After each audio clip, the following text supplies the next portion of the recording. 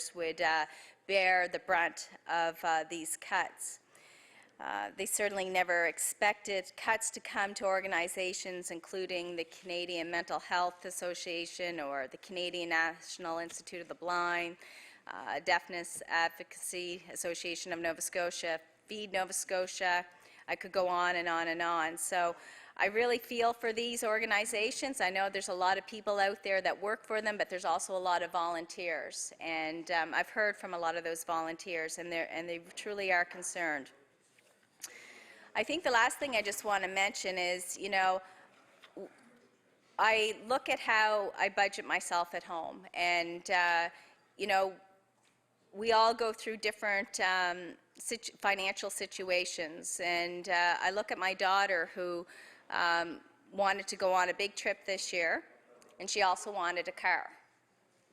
And obviously it would never be a new car, but I said, you can either have a car or you can have your trip. And it took her a long time to decide. It took about a month and a half, and I said, you can't have both. So you can decide if you want to go to Nicaragua and experience everything that you'll experience there, or you can decide if you want a second-hand car that will allow you to transport yourself to most places that I will give you permission to go to. So she took about a month and a half, and she did decide that she wanted the trip. So no car. Of course, she's bugging me every day since then that I want a car. Well, I keep telling her, you made your choice, and now you have to live with that choice. And maybe in a couple years, when you have a job that's able to pay for a car, that's when you will have a car. And I think the lesson here is that, you know, we all have choices, and we're not always going to agree on what the best choice is. But I have to say, Madam Chair, with the choices made in this budget, I find myself weeks after the budget being released. At the very beginning, I really thought, you know, this budget isn't too bad. But I think over time, having the time to actually do a lot more investigating, having the time to listen to my constituents, it's with a heavy heart, but I'm sad to say that I will not be able to support the FMA. And with those few words, I will now take my seat. Thank you. The honourable member for Fairview, Clayton Park, on an introduction. Thank you, Madam Chair. I'd like to bring the remaining members' attention to the East Gallery. It's always very exciting when family members come and visit us. My sister Marianne is in the East Gallery. Marianne's a social worker. She worked in palliative care for a number of years and now is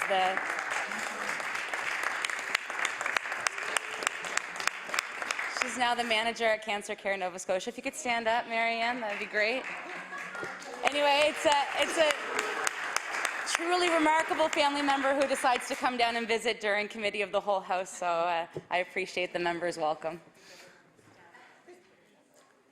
The honourable member for Halifax Needham. Thank you very much, Madam Chair, and it's delightful to see a fellow social worker here in the gallery today. So I'd like to add my welcome. Madam Chair, I'm pleased to have an opportunity to stand for a period of time here in Committee of the Whole House to join in the debate about the Financial Measures Act, Bill 108. I think for people who are watching from home or who have joined us, they may, the member from Halifax Atlantic says nobody's watching. You'd be amazed, actually, how many people are watching. There are people who, on a regular basis, will call me and tell me that I need to get a hairbrush and a few other things as well, Madam Chair.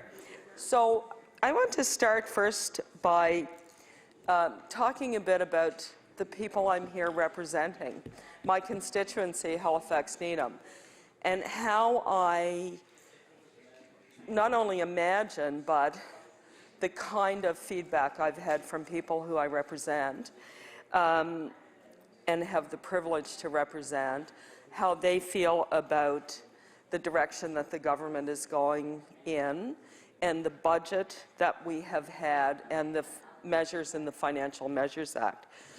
So Halifax-Needham, for people who don't know, is the north end of the peninsula of Halifax and a little bit of the central part of Halifax. My constituency starts at really the Commons, where the oval is. The oval is in the skating oval is in my constituency. So if you start at that intersection and you go north all the way up to the basin, that essentially is Halifax-Needham. And it's bounded by Roby Street. If you go out Roby Street from the Commons up to around Yonge Street, and you go out, go down Yonge Street, turns into Bears Road, it goes down to, I think it's Connaught, and along Connaught up to Windsor and the new bridge, and all along then the harbour front back downtown to really the casino and Duke Street are the boundaries. It's a fantastic constituency to represent, and it's been my great privilege to be here in the legislature on behalf of the residents of that particular area. Now, that area is a very eclectic community, I would say. There are many, many seniors and seniors complexes in my constituency. And this bill and this budget and the policies of this government will have a considerable impact on seniors. Seniors who are waiting for long-term care, seniors who are waiting for home care, seniors who may need procedures in the acute care system, and other specialty services. So certainly there are elements of concern in the seniors population with respect to this government's ability to manage the healthcare system. I also have a substantial number of public servants, obviously, who reside in my constituency. And when I say public servants, I mean more than the civil service, although there are a fair number of people who work for government, for the provincial government, that live in Halifax-Needham. But more broadly, there are a lot of public servants, people who work in public sector organizations. So by that, I would mean people who work in the health authority, healthcare workers, people who work in the universities, people who work in the school system, in the education system. Certainly, I have many public servants. And for public servants, it's a very anxious time.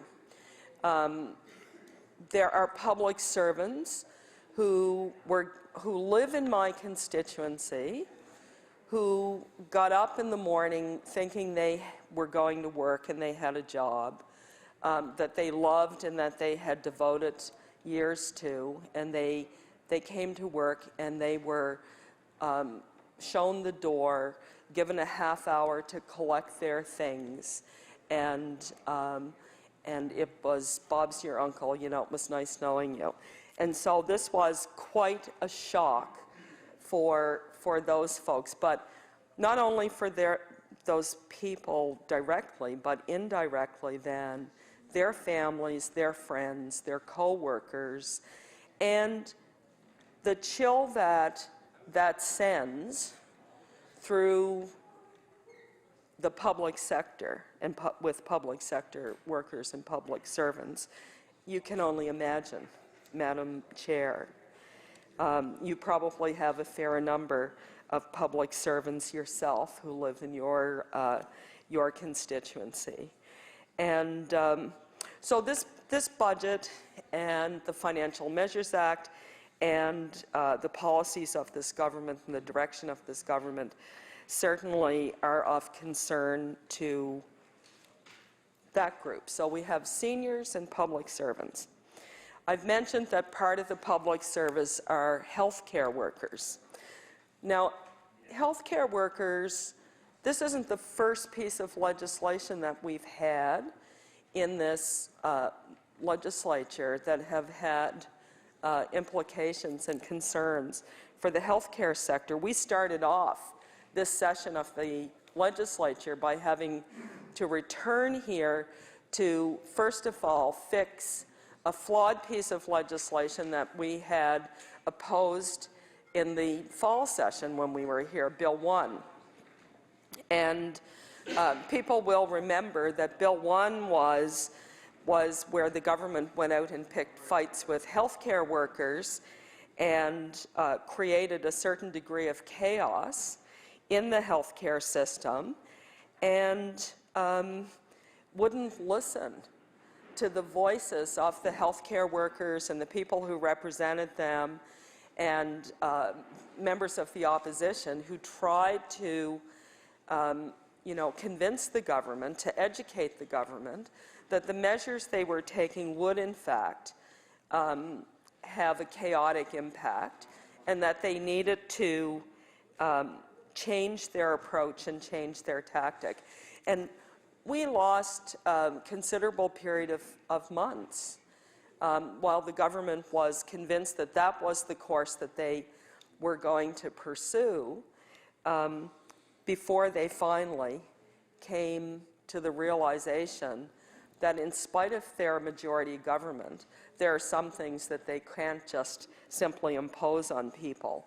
And so they had to retreat, and that was the first order of business that we dealt with when we came back to. So I have a lot of healthcare workers that live and work in my riding. I have Northwood Manor in my constituency. It is the largest long-term care facility, a not-for-profit long-term care facility. It's the largest long-term care facility east of Montreal, and it's a very large employer of healthcare workers. And although the manor itself is in Halifax, Needham, Northwood also has a very large home care component to the services that they provide. And the home care division isn't located in my constituency, but a lot of the home care workers who work in home care for Northwood, providing home care services across HRM, in fact, do live in my constituency. I know many of these hardworking, primarily women, mostly women, not exclusively, but mostly women in the home care sector. And so certainly I've heard from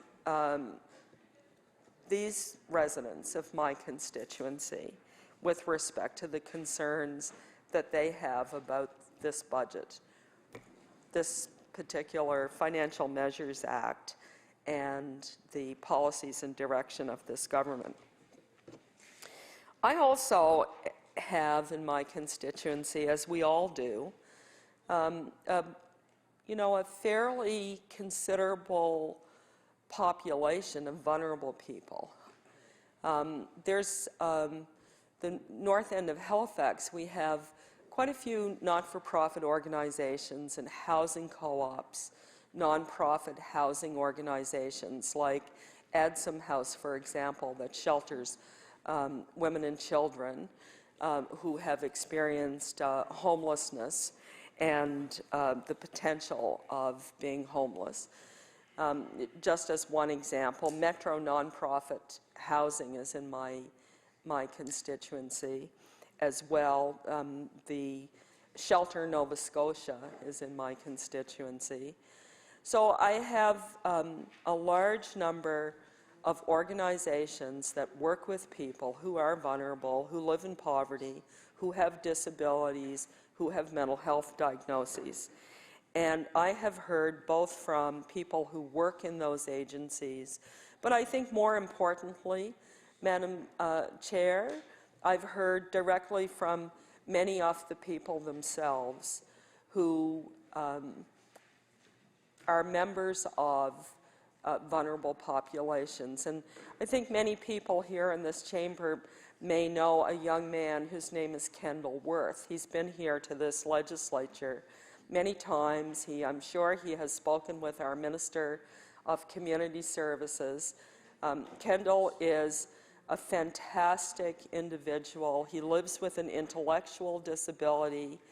He is an active, engaged member of our province and our community. He lived in Dartmouth for many, many years, and not so long ago he moved into my constituency.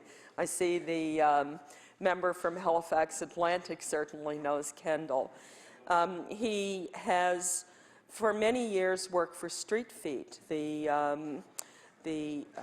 homeless, the newspaper that gives voice to people who are homeless. And Kendall is he is really someone who studies the policies of government with respect to people who are poor and marginalized. And he is a very astute, commentator, I guess I would say, with respect to what's happening around government policy as it affects people who are disadvantaged. So I've heard from a lot of vulnerable people. Of course, one of the things that they're most concerned about is the fact that income assistance has been frozen for the second year in a row. Over the previous 4 years, income assistance went up by 22%. And yet people still were profoundly poor in many respects. But to freeze the system, to freeze the rates for 2 years is not an acceptable decision for members of our caucus. It simply isn't. And the Minister of Community Services says we need to fix the system. I agree with that. We do need to fix the system. But you know, we can't allow what has occurred in the past. And I'm seeing exactly what's occurred in the past. Governments, when they freeze income assistance, when they don't even keep pace with the cost of living or the rate of inflation, what happens is that time passes, and subsequently, when a government finally gets the political will to do something about it, we've fallen so far behind. The amount of funds that are injected in no way, shape, or form come anywhere close to catching up with what's been lost. We are still trying, as a province, to catch up with the cuts that occurred to income assistance in the mid-1990s under the last Liberal government. It was under that government that the protections for inflation were removed. So this is of very serious concern to the vulnerable populations who live in my constituency, to the people who work with them, the people from the professions of social work and child welfare, people who work in the mental health area. This is a very serious matter. People who have had bus passes so they can be more fully participants in their community for years, who have had bus passes, maybe for 4 or 5 years, have had them taken away. I have a lot of students who live in my constituency.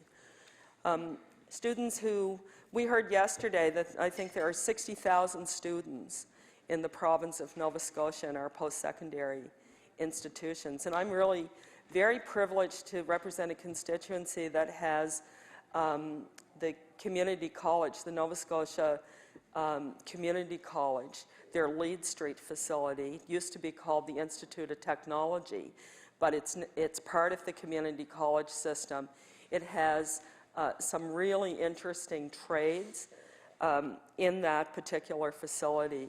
And there are a large number of students who come here from all over the province and study at NSCC. But in addition to that, there will be students living throughout my constituency who are at all of our institutions, all of our educational institutions. They will be at St. Mary's and Dal and the Mount. NASCAD, there are a lot of students from NASCAD who live in the north end of Halifax. And of course, North End Halifax is a community of many, many varied small businesses, medium-sized businesses, and large businesses. The small business sector in my constituency, in the 17 years I've been here, has just blossomed. And you know what's driving that? The film industry. When I go walking in my community, there are so many small production companies and little studios, recording companies, sound. It's unbelievable. People who are making commercials. It has grown just enormously over the last number of years. And the people who work in this industry, they tend to be younger. They tend to be people who are involved in a whole variety of really creative and interesting endeavors. They often have young families who are in our local schools, and they participate in the activities of those local schools, making them vibrant little hubs where, you know, you feel a vibrancy in the community when you go to events, fundraising events, spring fairs, whatever, throughout our community. I was thinking the other day when I looked at the Coast, you know, the Coast is one of the few independent newspapers that of its kind that are left in Canada. And I think it's celebrated its 30th anniversary. It's located in Halifax, Needham, on Kennard Street, its offices. And I've watched that publication over the years as it grew and as it changed and as it developed and as it reflected the community that I live in and many of us live in. And it's a community that is so diverse but alive and vibrant. This bill, when I look at the government's budget and the Financial Measures Act, and I think about what's taken 30 years to build, and I realize what's at risk, I want to cry. I want to sit down and just kind of have a good boo-hoo, like many of the people who came to the Public Accounts Committee. You know, I've been at Public Accounts, and I've seen some very emotional presentations over the years. But I think the presentations from the film industry, from people who came here to talk about what the impact of this budget might be on them and their industry and their community, it rocked me in a way I don't think I've really been rocked in a while. And what I realized listening to people was the fear that I was hearing in people's voices. I think if there's anything that concerns me about this budget, this Financial Measures Act, it's the fear that I heard at law amendments from people who are generally positive and upbeat and active and contributing, you know, and I couldn't help but think, what are we doing as a province and as a government if we're creating fear in the very people who our future prosperity relies on?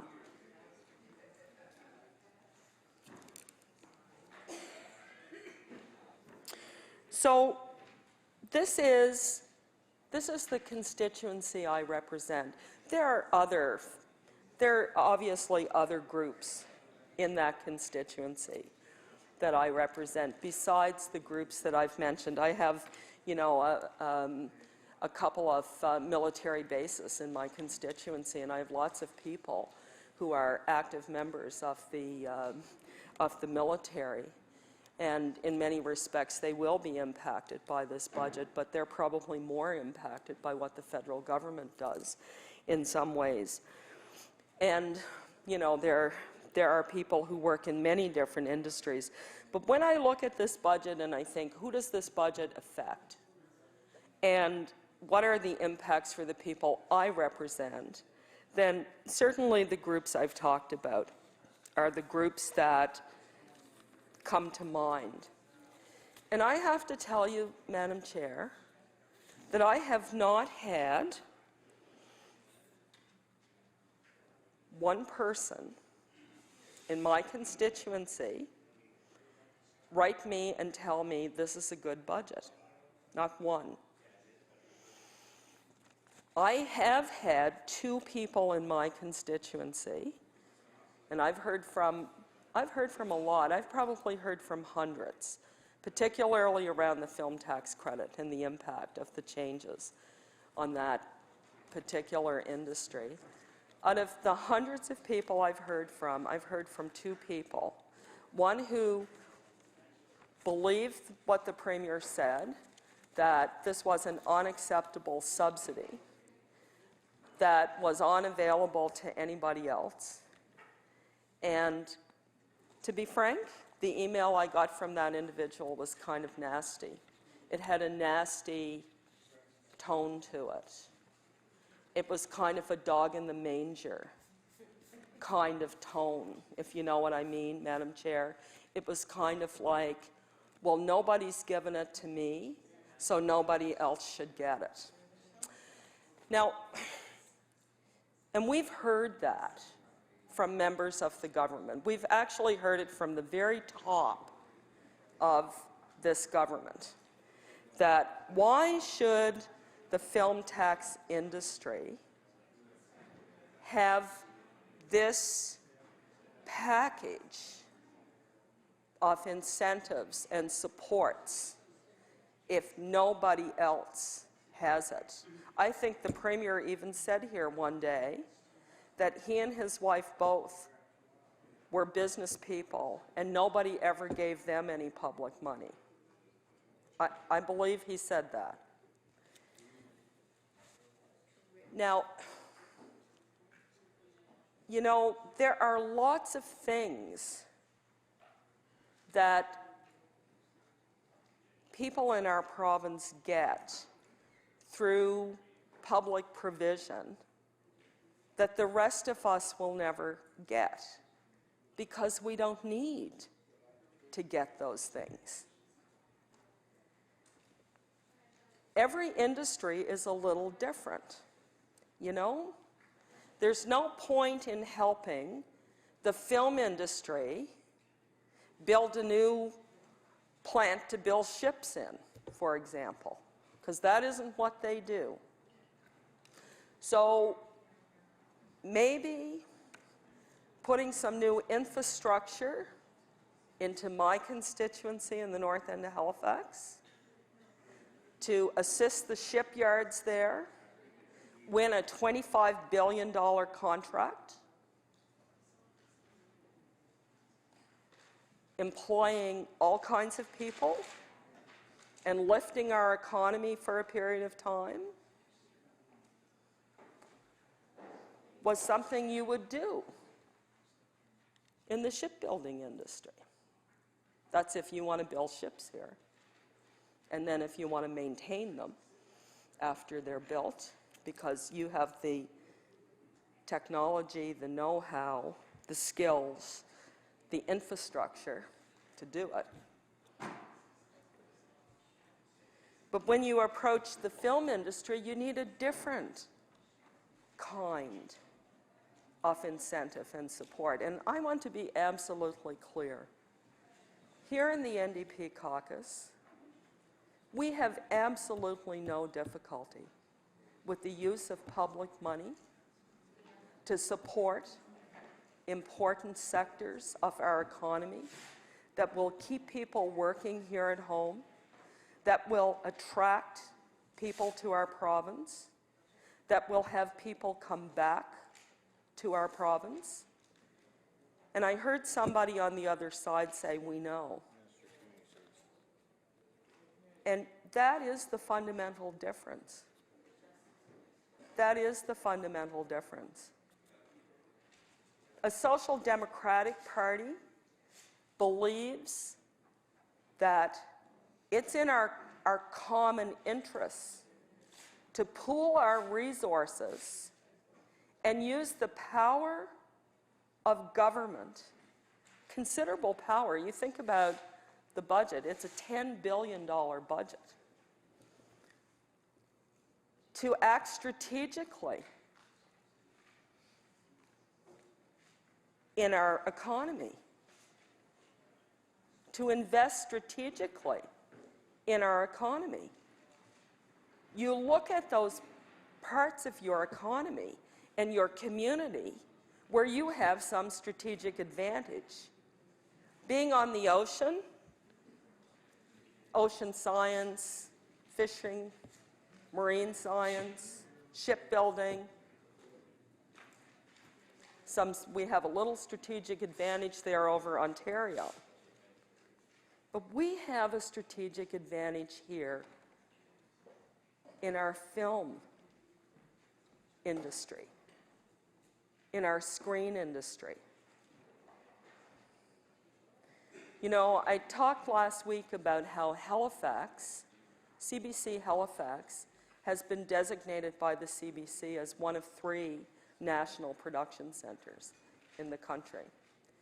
And that CBC Halifax has this proud tradition going back to the 50s, the early 50s, of having production here, probably starting with Don Messer, Sing Along Jubilee, and then subsequently you can go Land and Sea, absolutely.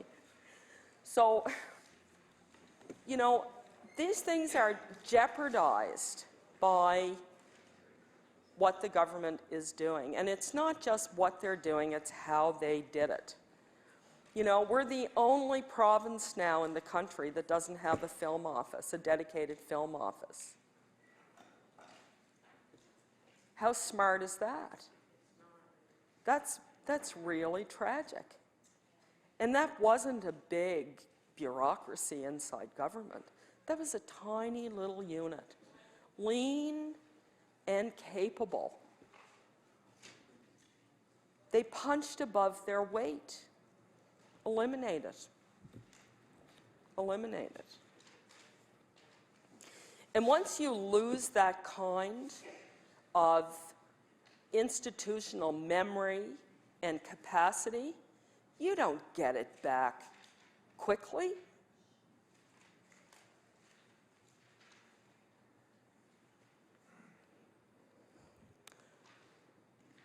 You know, and there were many other programs associated with that particular entity. And this bill preserves, in name only, the the film and creative industries, Nova Scotia, but only so that the government can figure out what to do with the Eastlink Fund. When they made the decision they made, they didn't even know such a thing existed. Like, can you believe that? There was a lady who came, I can't remember her name, there was a woman who came to our Public Accounts Committee who produces the most popular children's television program that CBC runs. And she's been asked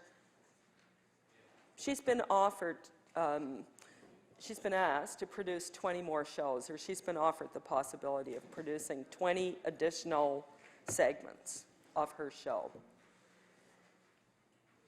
She cannot proceed because we don't know what's going to happen with that fund, how to get access to it. Now imagine, this is somebody who has a small production company. She doesn't employ large numbers of people every day. She has, I think, 3 or 4 staff, but when she's in production, 50 people work. 50 people work on that.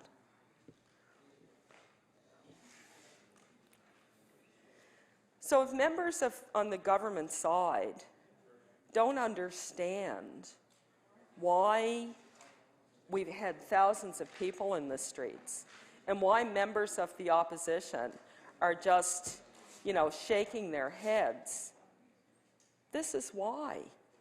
Real people, real lives, real opportunities lost and put at risk, and no end in sight. The kind of debacle we've seen in the last 3 days around the animation workers and the animation companies, it has to leave you shaking your head. Even members of the government side, I've noticed during question period that there's a slight look of anxiety on the faces of some of the members across the room when members of the opposition get up and ask questions, and the finance minister and the premier are unable to answer. They go to their talking points. They tell you that, there's not going to be any change. Don't worry about it. What the animators are getting is pretty much what they already had. That's an answer? Isn't the question then, why did we go through all of this? If there's no change? If the money on the table is going to be the same, they're going to be able to stay? It's really difficult for people to take anything that members of the government say seriously now.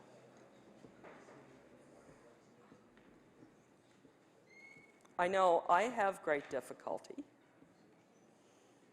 particularly around the film industry. I was talking outside not that long ago, waiting for my turn to speak with someone about this whole thing, because, I sat in the finance chair. I had to try to understand the film tax credit. I didn't know anything about it before I went to finance.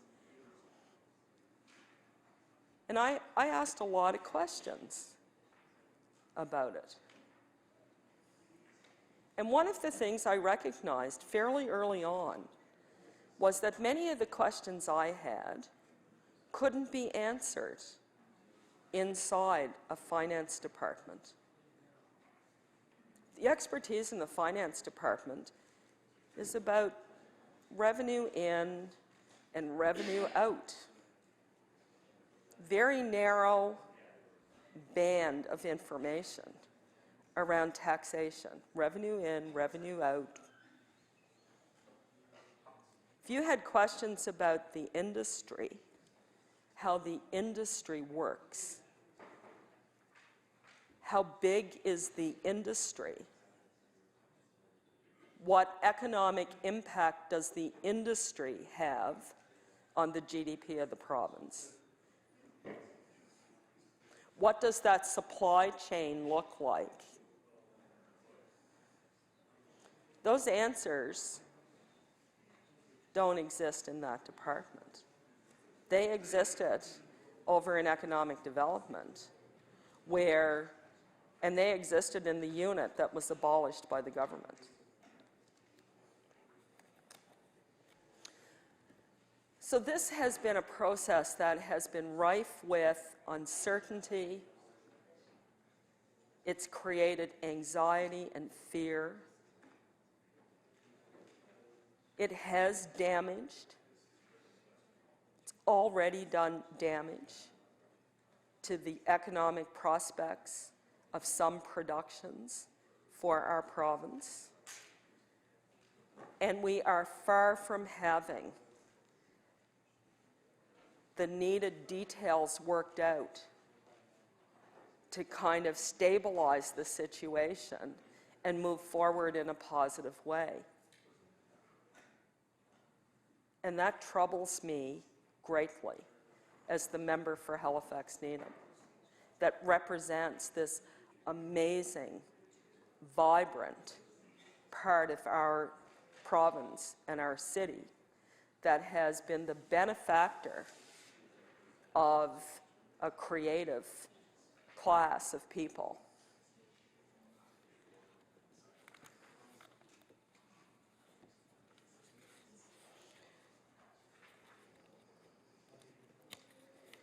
You know, all of the debate here today, Madam Speaker, is off the record, so to speak. There will be no transcript. There will be no Hansard from our debate here today. But we will have an opportunity to stand in our places and have further comment on this bill sometime later on when it's called for third reading. At that time, it's my intention to say more about how necessary it was or is for this government to be doing the things it's doing. I've listened carefully to the Minister of Finance and the Premier as they try to justify all of the things that the choices they've made, the things that they are doing in this budget and in this piece of legislation. Their justifications for freezing the healthcare budget, their justification for taking bus passes away from the most vulnerable, their justification for freezing income assistance, their justification for cutting the film tax credit, their justification for lifting the cap on tuition at universities. I look forward to spending some time examining some of the things they claim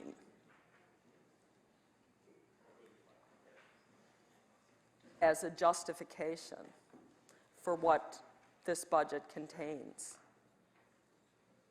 I'll be spending the weekend with my mom, because it's Mother's Day on Sunday, and it's my mom's birthday tomorrow, actually. But in between the celebration, I will be spending time looking at the things the government have said as justification, because I've looked a little bit at what they've said, and it doesn't stand up, it doesn't bear scrutiny.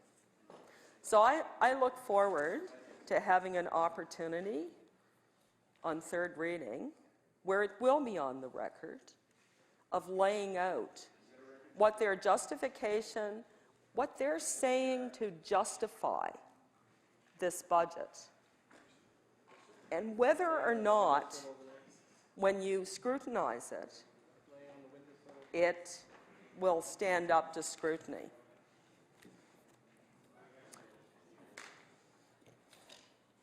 So with those few thoughts, Madam Chair, I will take my place. I want to wish all of the mothers here in our legislature and at home and in our constituency a very happy Mother's Day. Thank you. The honourable member for Pictou Centre. Thank you, Madam Chair, and again, it's a pleasure to rise in my place and say a few words about the FMA. And again, Madam Chair, I've already had the opportunity to talk in great length on this particular bill, so I'm going to make my remarks very brief. Very similar, very similar, Madam Chair, to introducing a lesson in class on a Friday, and when Monday comes, Monday comes, you're reviewing the class and not reintroducing it, and so on. But Madam Chair, the previous speakers, and there's been quite a few of them, have been very interesting, to say the least. However, Madam Chair, I'm just going to spend a few minutes. I'm going to avoid a lot of the different various topics that previous speakers spoke about, and just mention a few things in general. Madam Speaker, we all know there's a lack of revenue in the province to do the things that we want to do. There's approximately a 10 million budget, and close to half of that is going to health care. And when I think of the provincial budget, Madam Chair, I also think of Department of Transportation, TIR, Infrastructure and Renewal, and to think of what they could do if they had a budget as large as the health budget. We look at our 23,000 kilometers of road, Mr. Chair, and our 4,100 bridges. The cost factor trying to just maintain them, let alone to do some major infrastructure and major improvements. And we all travel over roads, and we have to keep our main corridor of roads in reasonably good shape, our 100 series highways, because that's where all our people and all our goods move across the province and in and out of our province. And they handle most of the vehicle traffic. But once you go off that 100 series highway, Mr. Chair, we can all in our constituencies come across some roads that are in very bad shape. So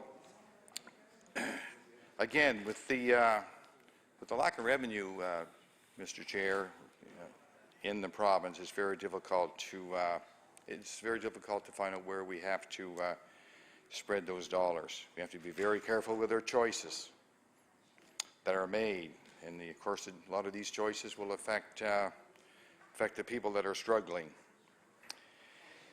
And Mr. Chair, we often talk to constituents on the streets, in our constituency offices and so on, and they are very worried. They are very concerned about our province, what's going to happen, especially in the rural areas. There's various offices closing, Mr. Chair. Families are moving away, especially the youth, Mr. Chair, the youth leaving, looking for employment. There's people coming into our offices looking for jobs. There's people coming in just looking for simply some hope, Mr. Chair. And they do have, many constituents have difficulty understanding why the government is making cuts in certain areas. And again, you know, areas like visitor centers, parks, courthouses, senior grants, and so on, Mr. Chair. So we just have too many Nova Scotians that are really struggling trying to make ends meet. And they'll come into your office with all kinds of different issues. They could be community services issues. It could be youth at risk. They could be young single mothers not being able to feed their families, worker compensation issues, mental and anger issues, Mr. Chair. They seem to be increasing. I'm not sure why, Mr. Chair, but we're having, even in our school system, and there's stats right across Canada now that there is an increase. And I've noticed it even at home in our area, Mr. Chair, that there seems to be an increase with young children coming into our school system that are suffering from mental issues and need that support. Mr. Speaker, there's people coming in shaking their heads about our property valuation corporation and the type of work that they do. They think they're being treated unfairly. And again, we have many seniors coming in looking for long-term care, looking for money to improve their homes and places that they live so that they can stay at home, Mr. Chair. And of course, we're all worried about seniors. We're worried about seniors because of their care. We're worried about seniors because there's not enough long-term care beds for them to stay in. And the support systems somewhat are eroding, Mr. Chair, and that's probably not a good thing. And going back to, Mr. Chair, with regard to the increased number of youth looking for help for mental disorders at hospital emergency rooms across Canada. And some of those, of course, are admitted for inpatient care. But Mr. Chair, the study by the Canadian Institute for Health Information found that the ER visits for mental health issues definitely have increased among young people from the ages of 5 to 24. And they have increased by 45% between, I believe, 06, 07 to 2013, 2014. And that's very alarming. And the highest use of hospital services for this particular issue, mental issues, is around ages of 15 to 17. So, Mr. Chair, I'm just going to finish off with just one particular area. There's all kinds of different areas that we have to look at. We're very concerned about. We would like to assist and help, and sometimes our hands are tied and we can't. But I think of a group of young adults who are intellectually handicapped, Mr. Chair, and I've had a conversation with the Minister before, and I will be again, the Minister of Education, about this. I'm trying to remember now just where we left off, but we'll certainly continue it. And again, and I'll use home as an example, Mr. Chair. You will have a group of intellectual handicapped children. They'll reach the age of 18. They'll graduate from high school, and then they have a big decision. The families have a big decision to make. Where are we going to go, and what are we going to do? And often they'll just return to school until they're 21. And I believe during those years there's no funding for them. At least I'm led to believe that. And I think of Summer Street Industries, which is a great, wonderful place close by where they have a waiting list, and they could accommodate these children. And I think their advancement would even be greater if they had that opportunity to slide over there and through increased funding to Summer Street to handle the waiting list. And again, I think that would be a win-win situation for the families, for the children, and for the two facilities, the high school and Summer Street in itself. So again, Mr. Chair, I could go on here for an hour and list all kinds of different things that are happening across the province, and I'm not going to do that. I'm going to stop there and let someone else say a few words as the afternoon goes on. So, again, thank you for the opportunity, Mr. Chair, and I'm sure we'll be back up on our feet talking about this here again. Thank you very much. Okay. Honourable member from Sackville-Cobequid. Thank you, Mr. Chair, and I'm glad to speak for a few moments because I know I'll have another opportunity, and as my leader indicated, there's no real record of this unless you rewind and watch the videotape of it, but it is an important process throughout the passing of a piece of legislation, and I was just talking a few minutes ago on what I felt around this budget and the FMA, and it reminded me of when I was a young person, and when I used to fish with my father, if you catch a fish and you get it, you got to make sure you put it in some water, and if not, you leave it out in the bright sun. The rotten fish doesn't do well in the sun. And I think I can use the analogy with this budget. It's like a rotten fish in the sun. There are a lot of things in this budget that will affect people, which I think we've seen from the sheer number of submissions and law amendments to presenters and law amendments, to emails, to tweets, to social media, to phone calls, to letters, that people might feel the same, that this is like a rotten fish in the sun. Because there's impacts that will be felt in many different areas.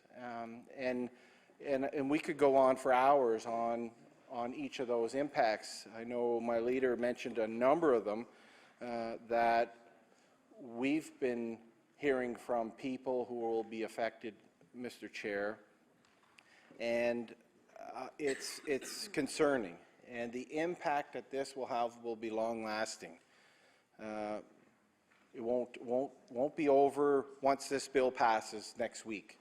The effects of this bill will be long-lasting, that industries, people, organizations will need to figure out how to cope with many of the cuts that are in this bill and in the budget as a whole, Mr. Chair. I mean, of course, more recent, and I think that it's getting a lot of attention is the film and television creative industry and the film tax credit and the animation credit that we're hearing a lot about. I've said this I think in second reading on the FMA. I've been very impressed by the organization of the people who will be affected by the change when they came to the House for law amendments, when they came to debate and protest around the legislature. Very, very professional in the way they were trying to get the attention of the government on what the ramifications are, especially with the provisions in the FMA. I have to be quite honest, Mr. Chairman.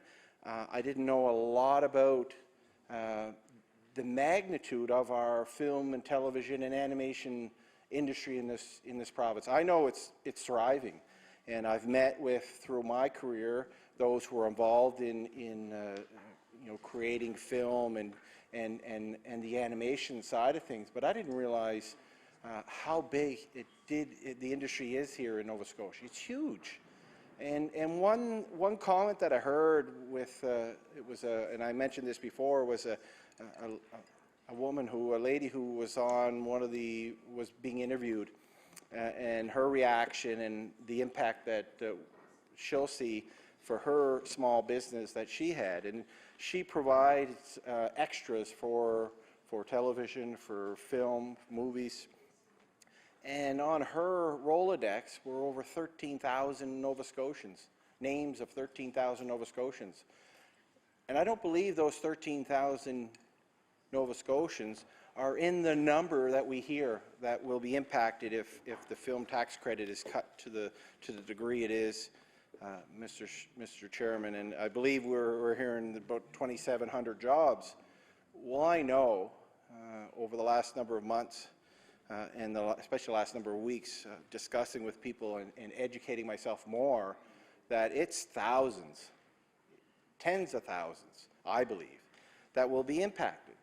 You know, those extras, those part-time actors, many of them have other jobs, and I ran into one during the protest. It was a minister, and I don't know if it was a United States minister. I think it might be a Presbyterian minister. United Church. It was a minister of a United Church who was there, who actually said, well, I'm concerned about the cuts, and I thought he was just there lending his support, but he himself is involved in the film industry and works as an extra. He doesn't depend on that for his sole income, but many people you know, do supplement their income by being involved in the industry.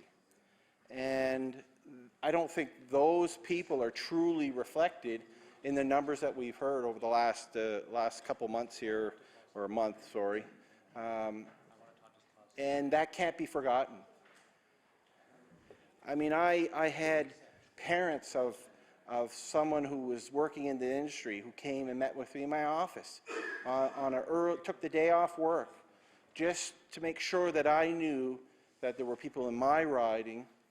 And I'm amazed on the number of people who work in the industry who live in Sackville, in the Sackville-Cobequid riding, and I know they're in every single one of our ridings here. I don't doubt for a moment, because it's so big, that every single MLA here has someone who's tied to the film, television, animation industry here in our province, Mr. Chair, and we need to take note of that, and we need to ensure that when government makes a decision, that they know the full impact, and I don't think they understand it.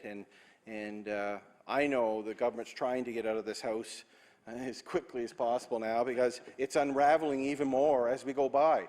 Sounded like there was somewhat of a fix, but that's unraveling now to the point where we have a Minister of Finance who won't explain to the media exactly what happened just in the last couple of days, on numbers, on percentages, on what's included on a rebate or a tax credit.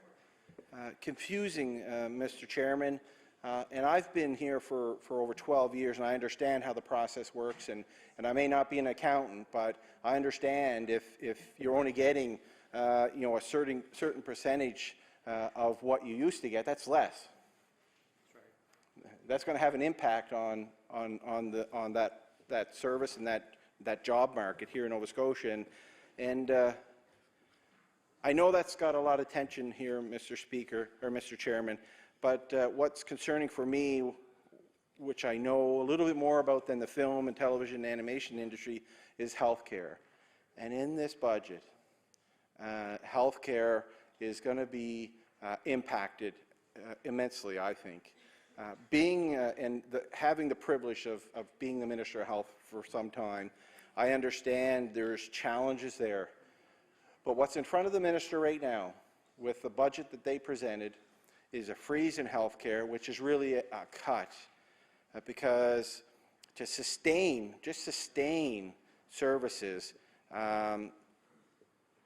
we should have seen an increase in the budget than what we saw, Mr. Chairman. And I know in front of the Minister today there's mitigations, a list that the new District Health Authority has given and provided the Minister, indicating, okay, you've cut our budget by about $10 million, which I think it might end up being more from last year for the District Health Authority. There is a list in front of him and on his table right now and on his desk that will require the Minister to sign off on, that will reduce healthcare services in our province. I don't have a doubt, and the Minister knows that, and the government knows that.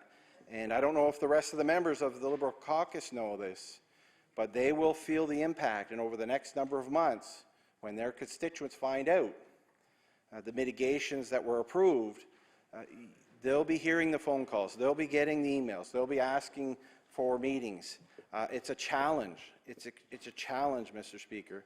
And we're just here trying to get the Minister to be transparent and upfront to Nova Scotians on what those mitigations will be. So I know through this process, we're going to continue to make sure we hold the government accountable. Those were just a couple of the areas of concerns that I have, and I know there is another speaker after me, and I'll, I think, in detail on third reading go through some of the concerns I have in what we have in front of us with the FMA. So with those few words, I look forward to having another opportunity next week to go through that list. Thank you. Thank you. A member for Colchester, Musquodoboit Valley. Thank you very much, Mr. Chair. There's two ways to look at this. They've saved the best till last, or the longest speaker until last. I'm not sure. Anyhow.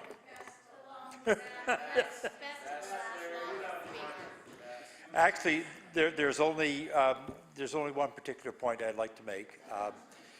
Going back in communities a number of years ago, I mean, this province is a beautiful province, and it was founded on fishing and farming and forestry.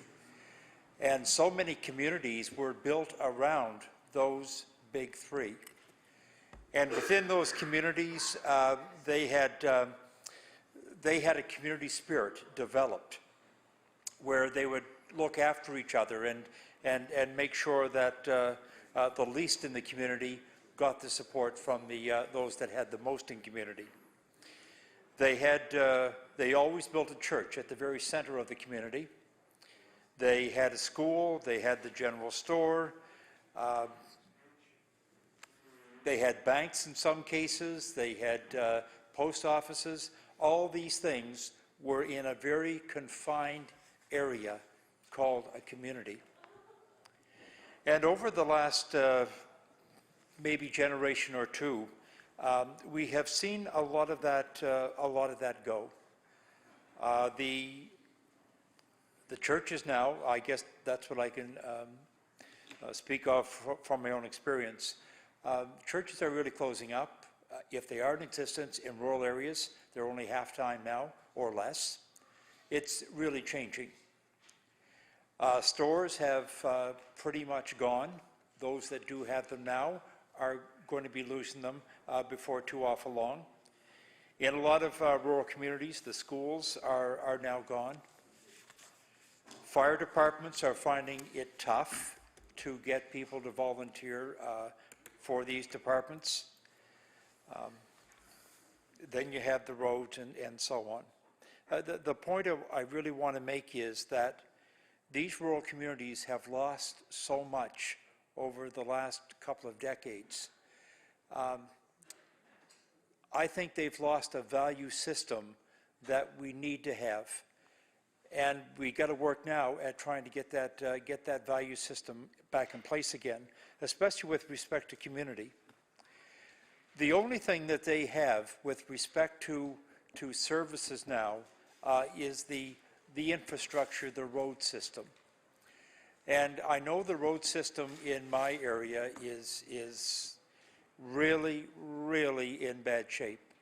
And we're talking about the dirt roads right now that need a lot of attention,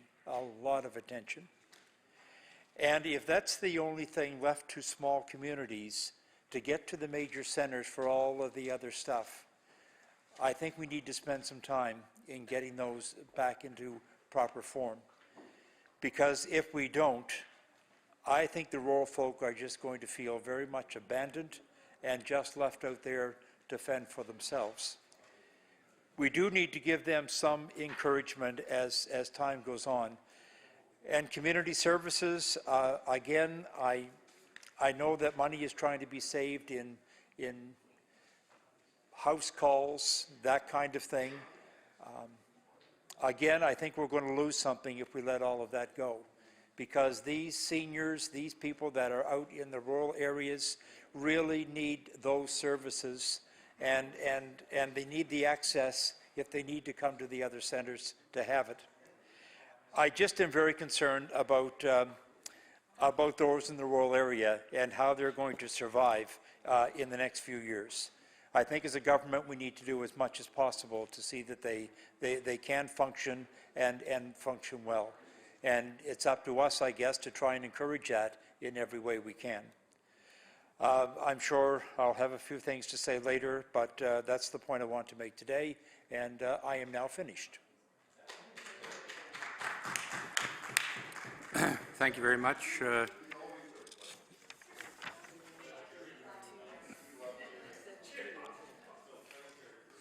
Yeah, shall the remaining clauses? Yeah.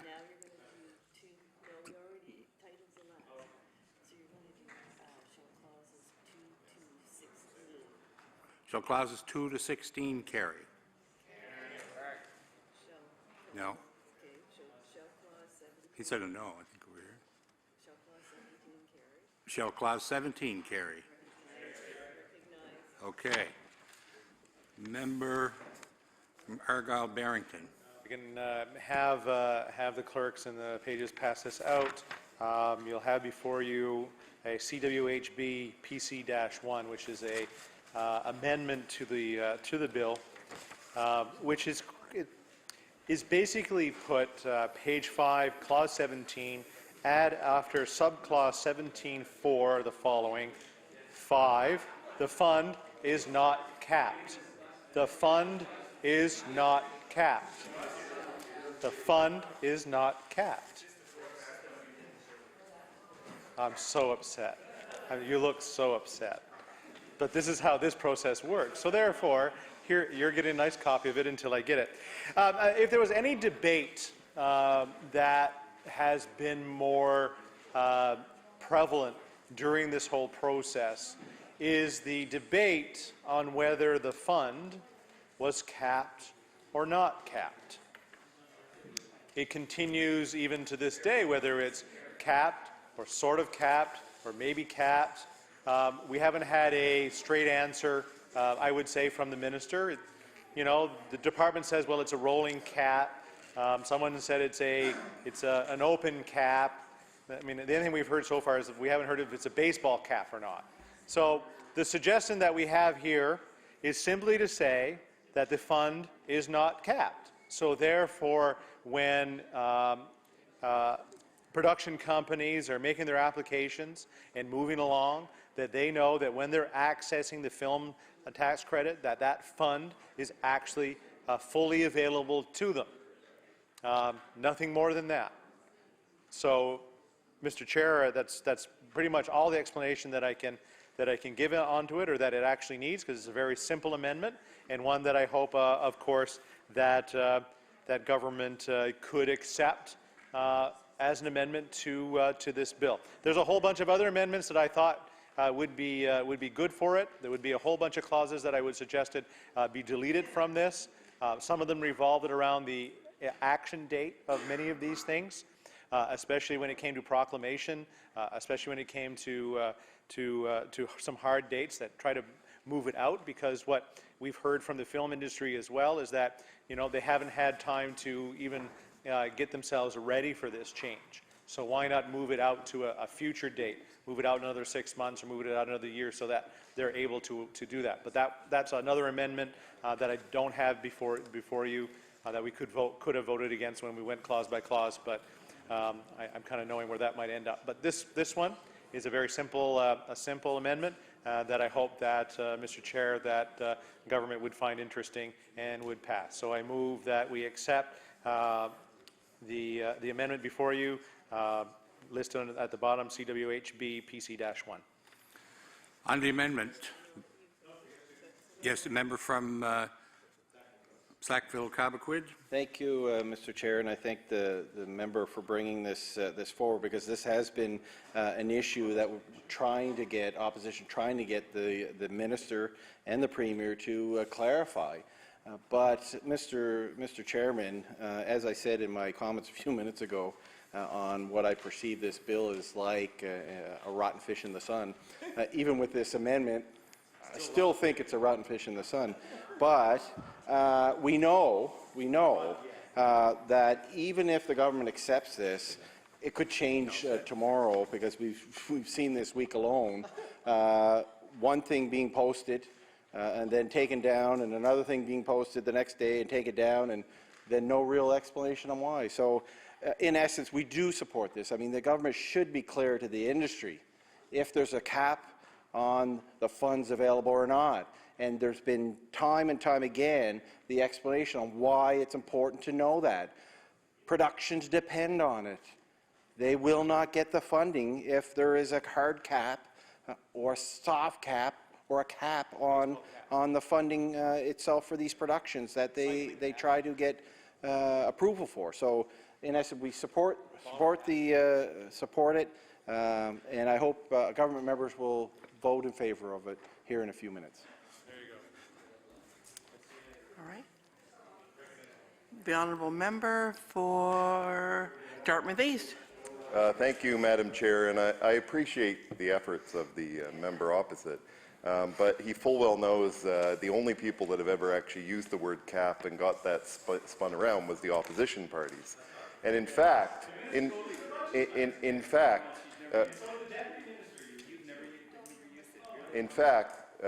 Madam Chair, the minister has never used that, and in fact, Madam Speaker, I remind this amendment is to the FMA for this year's budget, and the budget for that fund will be set in the estimates next year.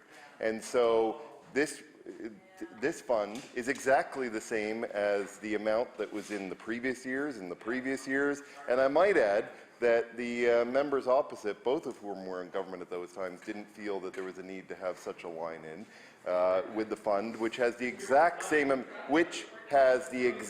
same dollar amount in this year's budget as it did in last year's budget of $24 million. Madam Chair, I would also remind you that both the Premier and the Minister of Finance have made it very clear that the amount will be reviewed before next year's budget estimates as we go through and see what kind of demand there is, which is the fiscally responsible thing to do. Moreover, you cannot have a budget that has an unlimited number in the budget. They are estimates. Estimates change, of course, but of course you have to have a number in that budget. And Madam Speaker, the opposition parties will see and be able to debate next year the estimates. We are not here today to debate next year's budget. Thank you.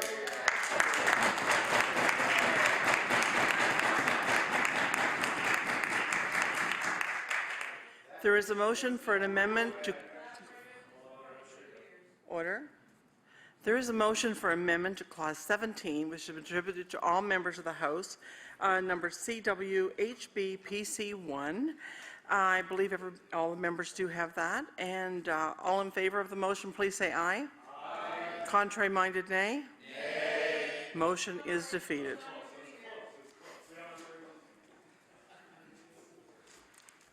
Shall the remaining clauses carry?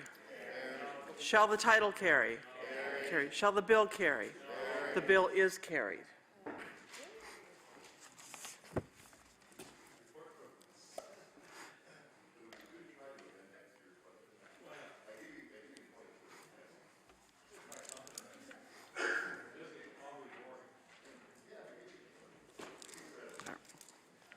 The Deputy Government House Leader.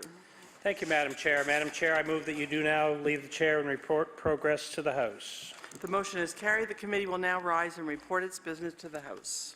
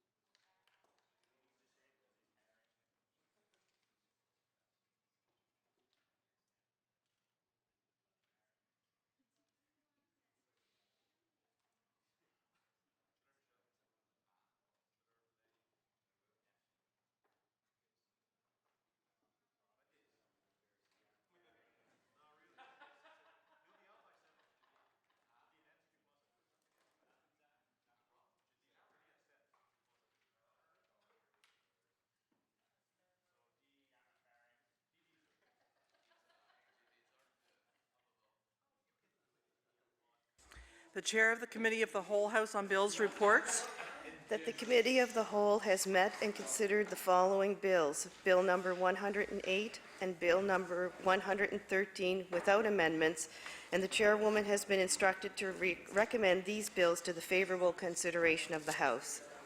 Ordered that these bills be read for a third time on a future date. The Honourable Government House Leader. Thank you, Madam Speaker. That concludes the government's business for today. The House will meet again on Monday, May the 11th. Following the daily routine, we will go into third reading of Bills 108 and 113. I believe that's it. Madam Speaker, the House will sit on Monday from the hours of 9 a.m. until 11:59 p.m. Madam Speaker, with that, I move that the House do now rise to meet again on Monday, May the 11th, and allow me, on behalf of the Premier and all of my colleagues, to wish all the mothers in this legislature and throughout our wonderful province a very happy Mother's Day. Bonne fête des mères. Merci.